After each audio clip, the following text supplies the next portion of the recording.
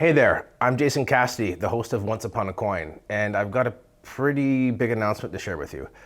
We were recently approached by a much bigger YouTube channel and studio in Web3 TV. And to make a long story short, they really liked what they saw with the show. They felt that Once Upon a Coin was really on brand for what they were trying to do within crypto. And so we decided to work with them officially, and we are moving over this week to the Web3 TV YouTube channel.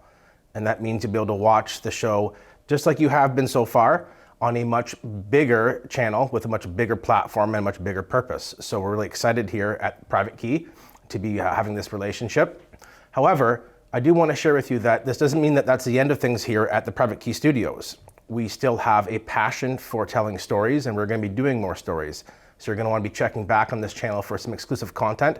But as for Once Upon a Coin, if you check in the description below, you'll be able to find a link to the Web3T YouTube channel and see all the cool content that's on there, including Once Upon a Coin. So I'll see you over there real soon.